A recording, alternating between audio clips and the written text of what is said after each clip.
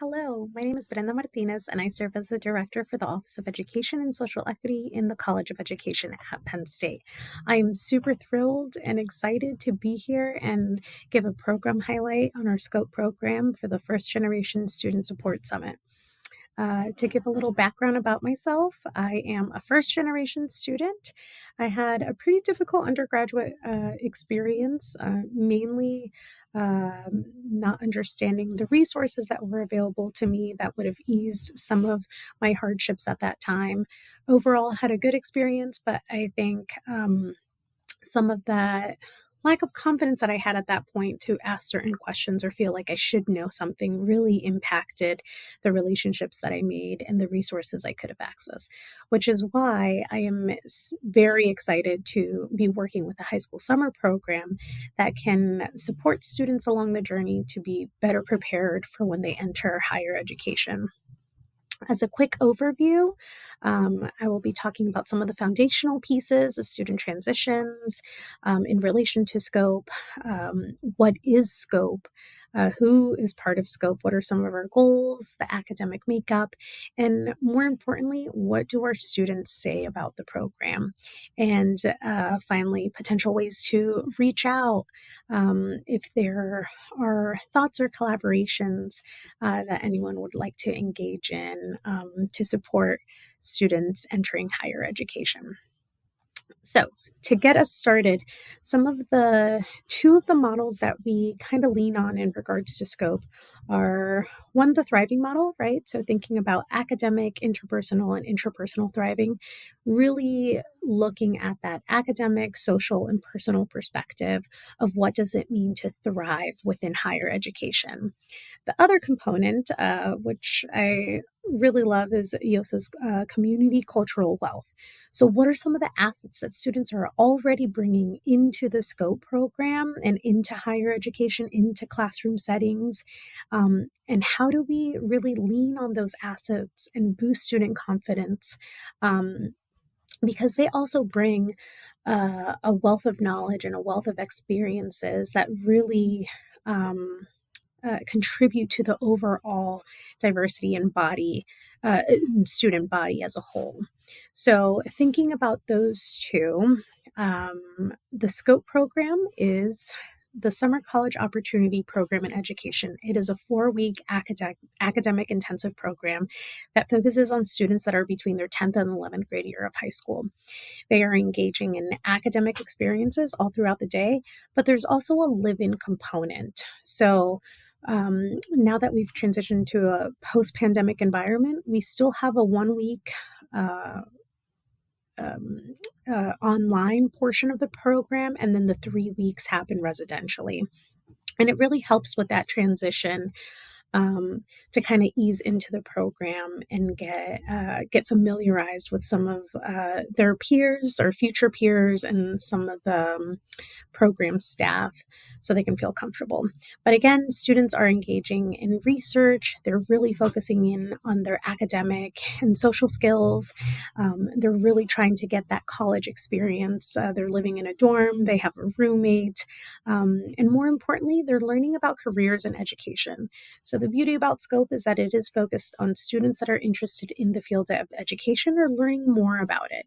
And that's not just our students that are interested in teacher preparation programs, but also rehabilitation and human services, thinking about engaging in social work, thinking about becoming future counselors or therapists, and really finding pathways within education as a career and what that means as they start applying to college. The academic components of the program include a research and writing course. So students are picking a topic that we consider an issue within education that they've either seen within their community or have noticed that is an overall issue within education. And we've had students pick topics that are concerned about funding for schools specific to Philadelphia, or how to support multilingual students within the classroom, or policing Black hair within the K through 12 system. Additionally, they're engaging in college and career prep courses where they really start to think about, what is the school for me? What is going to be the most comfortable, or what is going to push me the most. Do I want to be close to home? Do I want to be far from home? Do I really want to engage in a large school experience, or would I rather have a more intimate small school experience where I really get to know my peers and my faculty and all the members that are part of that education community? They're also engaging in a learning to learn course. So thinking about what are the ways that we learn, and how does that also shift between different class contents? So what I do for my math class may be a little bit different what I do for my English class in terms of studying. How are we thinking about time management? How are we organizing ourselves? And then finally, we wrap up our days with study hours. So having more of that one-on-one connection with our staff members to get support with their research and writing, and learning more about their topics that they're interested in. To give a little bit of context, our cohorts are made up of no more than 20 students. We have about 10 staff members, and that includes our instructional staff, instructional support teams, and residential counselors that stay in the dorms with students. So they really have like a 1-to-2 ratio for staff to students when we have full cohort members. Now, to get a little more specific of who makes up our student body of scope students, about 61% of them are considered, specifically for our 2023 cohort, 61% of them were considered first generation students, whereas 38% of them were considered continuing generation students. So still, that's a really high percentage, and it does reflect what our cohorts usually look like in terms of first generation student support. But furthermore, thinking about what are the themes that were coming up for students, right? So at the beginning of the program and at the end of the program, we give them a Qualtrics survey of how they've experienced the program. So before the program, we're asking questions of like, what are your expectations? What are things that you think that you're good at? What are things that you would like to improve in? And some of the themes that come up during that time were really related to academic success and college readiness, right? So what will make me the most academically prepared? And even within college readiness, it was still within an academic context. So thinking about how will I transition from dorm life? Not really considering too much of the social aspects, but leaning more into the academic aspects, right? How will I get up and go to school? What is it like to be in a dorm? What is it like to have college classes? What is the college coursework going to look like? Because people keep telling me it looks different. After the program, students had an increase in self-efficacy and research, writing, and college and career readiness, right? So there was an increased confidence on the academic components, but something that really shined through that wasn't highlighted at the beginning of the program was the relationships that were built and how that boosted self-confidence and academic confidence. So getting to know people that are outside of their immediate bubbles, outside of their immediate comfort zones, getting to meet new people, people that are within academic settings, those connections really boosted not only self-confidence, but academic confidence, right? So thinking about someone is believing in me and believing in the work that I'm doing and saying that I'm really good at it. And it's someone that I've only known for a short amount of time, so it must be true. And that was something that really shined through. Transitioning to, so this was related to the Scope 2023 cohort. Previous to this time, we had done interviews with Scope alumni. So these were students that were already in college, either between their first or fifth year of college. And we really wanted to just know, how do you feel like the program impacted your college experience or not?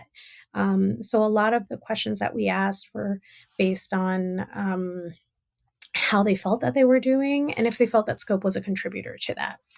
So some of the themes that came up even with our Scope alumni, and these are students that are already within college, have been through the program and are between their first to fifth year. three key themes, right? So picking an institution, college transition, and academics. For picking an institution, they were reflecting on, how did I get here? What were the things that made an impact for me to get here? And how did I navigate that? And how did the program support me in navigating that? So, in picking an institution, right, thinking about money, how much is this going to cost me and my family? How can it um, be the most cost effective, or how can I seek resources to make this cost effective? Um, Also, location, how close or far I want to be away from my family or to a particular city or area, and familiarity.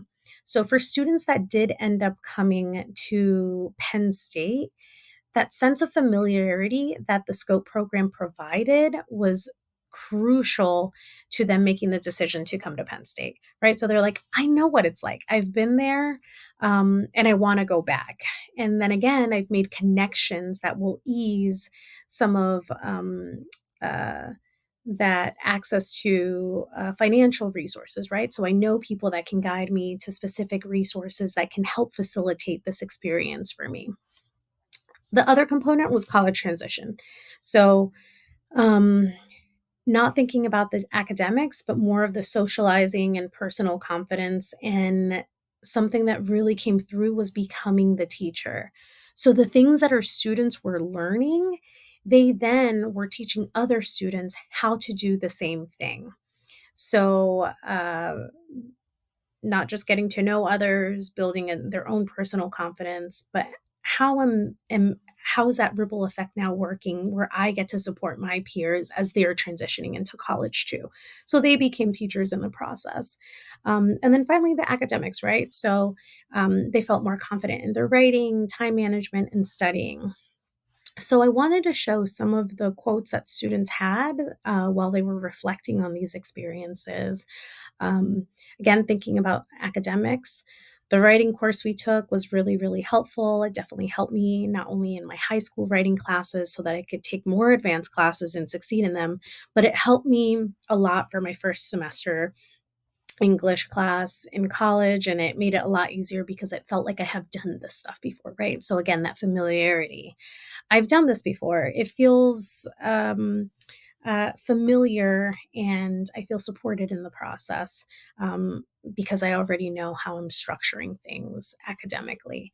The other pieces, the biggest thing was like growing up, like teacher wise, I never saw anyone like me. Um, I would see people like me working as janitors in the cafeteria, but then you go there in reference to scope and you see people like yourself, and you're like, well, you know what? If they can do it, I can definitely go through it. So, again, that network, that socializing piece, we're seeing people that look like them reflected within the education system, made them feel more confident that I can be there, I can belong there, I can succeed there. Um, the other piece is also, again, becoming the teacher. So they were able to feel like, oh, I know where the creamery is. I, uh, I can show you where things are. I know where the library is. Those are things that were really helpful. There was a student in particular that had decided not to come to Penn State and then decided to go to a different institution and then decided to transfer back or transfer to Penn State. So they said if they wouldn't have had the scope experience and they wouldn't have known what life at Penn State was like, they probably would have stayed at the institution that they were originally at because they wouldn't have known anything else. But because they did have that experience with scope, they said, you know what? I know what my expectations are and I know what it could be like. So um, it put them in a place where they felt confident to make that transition and know what would be the right fit for them going forward. So, some overall thoughts, thinking about the transformative impact of scope, is how the program is empowering first generation students, specifically by fostering academic growth, confidence, and community. So, what comes next, right? Pathways to success, navigating the journey beyond the classroom, taking the next steps. So pathways to student success is thinking about how are we enhancing college readiness through research, writing, and career preparation, right? The academic components of it. How are we helping students gain confidence in those areas? And then navigating the journey, right? So, how are we addressing financial, social, and academic challenges? How are students feeling like they're supported? Are those support systems in place? And then thinking beyond the classroom, right? What are the relationships that we're building? What is the mentorship pieces that students are experiencing, and how do those mentorships help facilitate better educational experiences and feel more confident within the higher education context? And then taking next steps, right? So, how are we encouraging students and future educators to engage in and explore opportunities and become advocates? They are doing a research and writing course. They are identifying a topic. That topic is something that is meaningful to them, that is rooted in advocacy, in identifying issues, right? We're not just worried about the academic components, but how does that piece also fit into the future students that they will become, the future advocates that they would become, and what they want to get out of their college experiences? I do want to highlight that for students, within the way the program is designed, it is to support students and to ensure that they're having better transitions into higher education.